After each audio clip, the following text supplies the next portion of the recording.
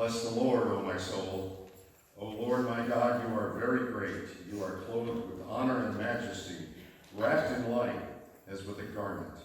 You stretch out the heavens like a tent. You set the beams of your chambers on the waters. You make the clouds your chariot. You ride on the wings of the wind. You make the winds your messengers, fire and flame your ministers. You make springs gush forth in the valleys. They flow between the hills, giving drink to every wild animal. The wild asses quench their thirst. By the streams the birds of the air have their habitation. They sing among the branches. From your lofty abode you water the mountains. The earth is satisfied with the fruit of your work. You cause the grass to grow for the cattle and plants for people to use. Bring forth food from the earth and wine to gladden the human heart, oil to make the face shine, and bread to strengthen the human heart. The trees of the Lord are watered abundantly, the cedars of Lebanon that he planted. In them the birds build their nests. The stork has its home in the fir trees. The high mountains are for the wild goats. The rocks are a refuge for the conies. You have made the moon to mark the seasons. The sun knows its time for setting. You make darkness, and it is night, when all the animals of the forest come creeping out. The young lions roar for their prey, seeking their food from God. When the sun rises, they withdraw and lie down in their dens. People go out to their work and to their labor until the evening. O Lord, how manifold are your works! In wisdom you have made them all. The earth is full of your creatures.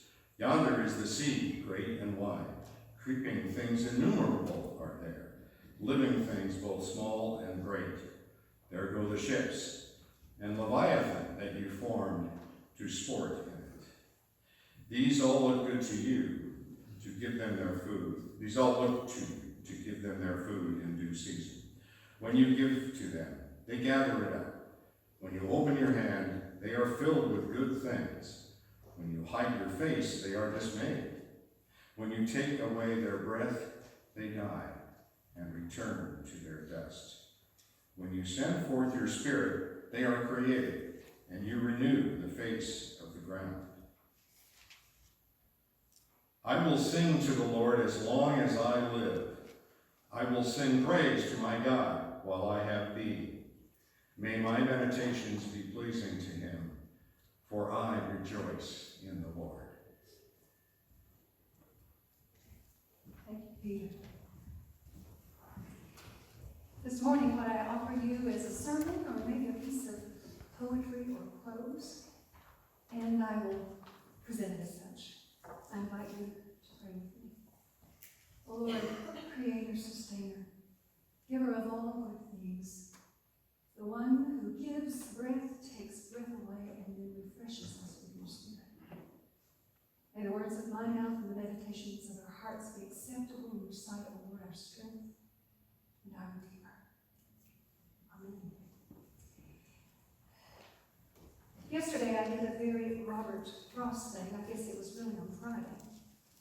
I didn't really realize it was a Robert Frost thing until after it was done.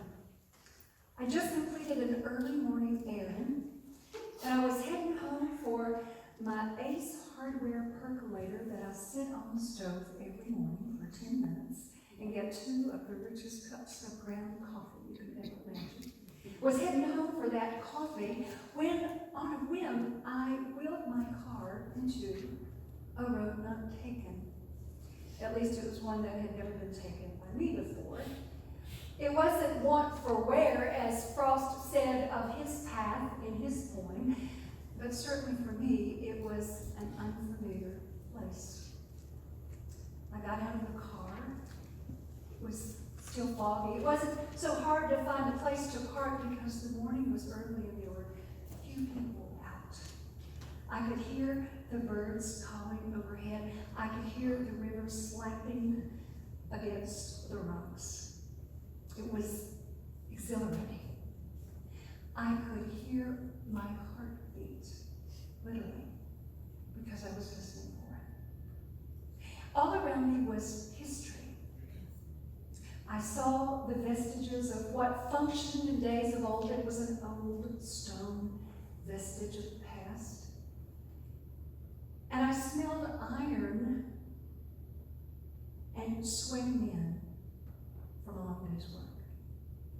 And then I discovered walking trails. And I thought I've hit pay dirt. Looking for a new place to walk and talk and now bike, I couldn't wait to get home to tell Gary what I discovered. Asleep. Why is he always sleeping so late?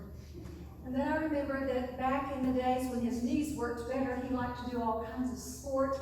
And he liked to ride his motorcycle so fast that one day he laid it out in the middle of the road and his knees and his back don't work like they used to. So every moment that he sleeps is sacred, truly.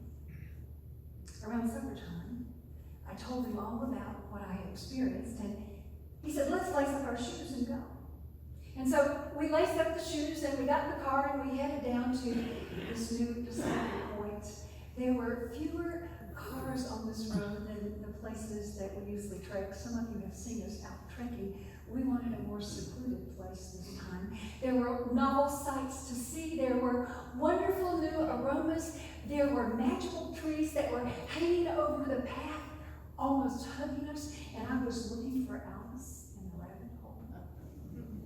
And then all of a sudden I heard a bird. Oh, that's a new bird. We don't have that bird back home.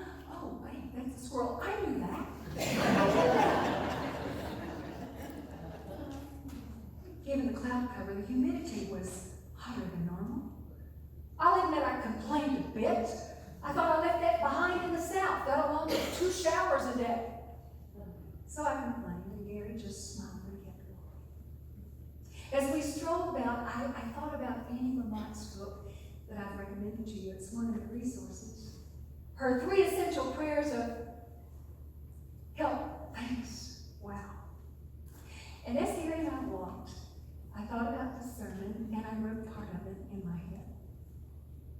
And even though what we discovered Friday morning would probably been a yawner to you, to us it was beautiful because it was something that we shared together. It was a sacred moment because we decided to make it such. And besides that, it was something new that we had never experienced before. And I think newness and novelty always provides fertilizer for new joy and deep found hope. Wow is about you're having your mind blown by mesmerizing or miraculous things like the vein in leaves, or like a bird song, or like volcanoes. That's what Anne Lamott says in her book, Help, Thanks, Wow. When I think about superlative things in my own life that qualify for wow events, these are the things I think of. A child seeing the ocean for the very first time. Can you remember the time that your child saw the ocean for the first time? Another superlative moment for me was when I saw the Grand Canyon for the first time as an adult. I literally stopped dead in my tracks, right in the path where people were walking all around me, and broke into tears because I had never seen anything so vast and beautiful in my life. Another superlative wow moment for me was when, in the delivery room, the doctor placed that sleepy, gooey baby on my chest for the first time. And I got a glimpse of this little critter who had been sucking the life out of me, draining half of my resources and kicking my sides for everything it was worth. And immediately I fell in love with that baby, and I've loved her and will love her till the end of time. That was another superlative moment for me, a wow moment. Lamott says that wow comes in all shapes and sizes like people. She says there are lowercase wows, like when you crawl into a fresh bed with cotton sheets that have just been washed. You know how that feels? And it's like you're a sandwich. You're a sandwich with no lumps or bumps. It's just perfect. And then she said there are higher case or uppercase wows, like Yosemite and fireworks, and watching puppies be born at your neighbor's house when you were 6 years old. And then there are more uppercase wows that we haven't even talked about, like when you learn for the first time about the solar system. Do you remember that? For the science kid back there who's gone to Sunday school. Remember when you learned about the solar system for the first time? Or you learned that besides our sun, there were many other suns? Hundreds of suns? No, really thousands of suns? When Anne Lamott talks about that, she says, you can have a nervous breakdown at 7 years old trying to take all of that in. And then you get an 8 when you learn that there are also hundreds and hundreds of universes. This is so terrible, she reports. It's worse than finding out that your parents had sex. At least 3 times, because there's 3 of you. Do you remember when you first realized that? Come on, folks, don't poker faces. This is real life. And the wow moments from the message. Bless God, oh my soul. God, my God, oh how great you are.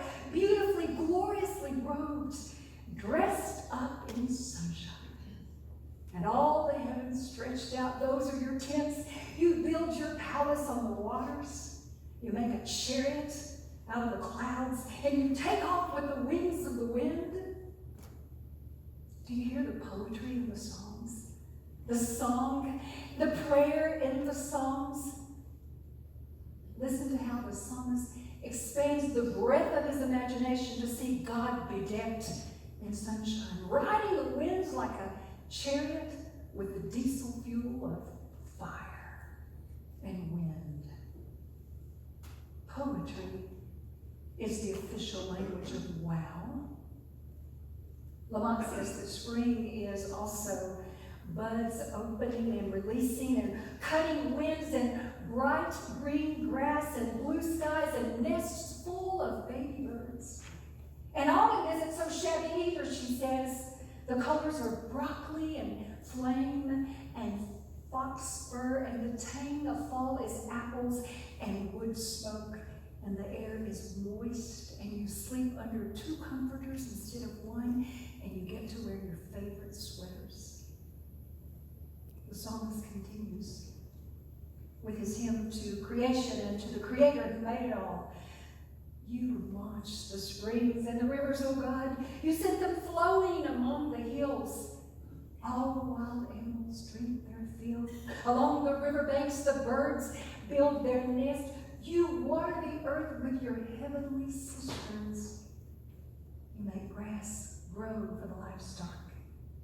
The moon keeps track of the seasons, and the sun is in charge of the days. Can't you hear the poetry, the music, the song? Meanwhile, men and women go out to work, busy at their jobs until evening. You bring grain from the land, you give them wine to make people happy, their faces glowing with health. A people hearty with well-fed. If you look closely at this psalm, you'll see that these are the only verses that refer to humanity.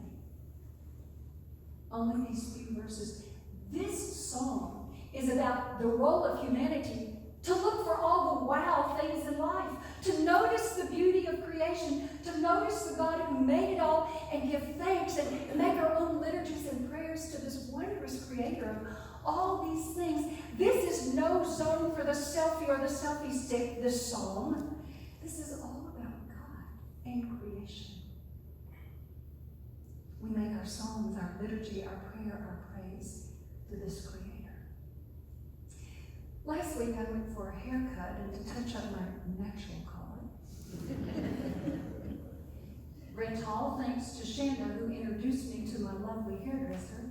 His name is Jephthah, and that means strong warrior, and that fits him.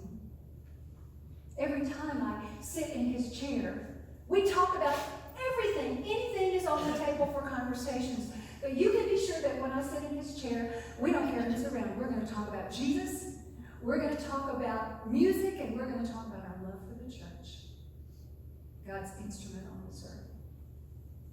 When we talk, time stands still around us. I look forward to my appointments with Jephthah because they're holy. One of the leaders of his praise band at Newburgh Christian Church, he always likes to ask me, well, what are you preaching on this season? And so I said, well, lately I've been preaching on prayer. And I can't begin to tell you how it's invigorated me and restored in me. You know, people who work in the church, sometimes we think that our work is working for you and doing the work of the Lord. And we get so caught up in that we don't take the kind of time that we need for rest and relaxation and stargazing and giving thanks, making petition and giving praise. And so he said, as I told him, one of the things that I'm working more and more on is noticing God in the small things, in the simple everyday things. And he said, boy, have I got to look for you. I didn't have time to pick it up that Saturday morning that he brought it to his shop, but I sent Gary on an errand and picked it up. Every moment holy. If you like the call to worship this morning, it came straight from this book. And though this is not meant to be a commercial for this book, it's meant to give you an idea of how every event of our life, even grandsons playing their electric guitars before the church, can become moments that are sacred and beautiful. So in this book, there are liturgies for labor and vocation, liturgies for a sick day, liturgies for medical providers and first responders, liturgies for those of us who launder clothes or who prepare a meal, liturgies for those who do home repairs, or liturgy for changing of diapers, part 1 and 2. That one took 2 liturgies. There are liturgies of creation and recreation, liturgies that you can say of leaving for a holiday, for arriving at the ocean, for those who sleep in tents, for those who stargaze with that lives that's sad. There are liturgies before consuming media, liturgies for gardening, or for starting a new book or ending a beautiful one. There are liturgies for moving into a new home or making the first fire of the fall, or for welcoming a new pet. Liturgies for the morning of a yard sale, or maybe help me control myself. Liturgies for petition and provision, liturgies for morning coffee, liturgies for the morning of a medical procedure. Are you finding yourself in any of these? Liturgies for the impulse to buy, liturgies for paying bills, or liturgies for eating the meal alone. There are liturgies for the anniversary of a loss, liturgies for an inconsolable homesickness, or liturgies for those who face slow loss of memory, for the death of a dream, or for those of us who need to pray prayers of forgiveness. There are liturgies for pleasurable food, for experiencing belly laughter, for being moved by a piece of music. Liturgies for those with road rage or who don't want to stand in a shopping line. All there. A ritual for morning coffee. Meet me, O Christ, in the stillness of morning. Move me, O Spirit, to quiet my heart. Mend me, O Father, Mother, from yesterday's harms. From the discords of yesterday, resurrect my peace. From the discouragement of yesterday, resurrect my hope. From the weariness of yesterday, resurrect my strength. From the doubts of yesterday, resurrect my faith. From the wounds of yesterday, resurrect my love. Let me enter this day aware of my need and awake to your grace, O Lord. Liturgy for a meal eaten alone. You created us for companionship, O God. O God, for the sharing of burdens, for the joining of celebrations, for the breaking of bread and fellowship. And so it is not unnatural that we should taste a particular sorrow when we eat a meal alone. Sit with me and linger at this solitary table, O Lord. Sit with me as my father, as my mother, as my brother, as my shepherd, as my friend. And in the absence of human companions, may I know your presence more fully. In the silence where there is no conversation, may I more clearly hear your voice. Use my own momentary loneliness to work in me a more effectual sympathy for others who are often alone and who long for the companionship of their God and their people. Let me afterward be more intentional in the practice of hospitality. Let me sometimes be the reason the loneliness of another one is relieved. Meet me now in my own loneliness, O Lord. Meet me in this meal.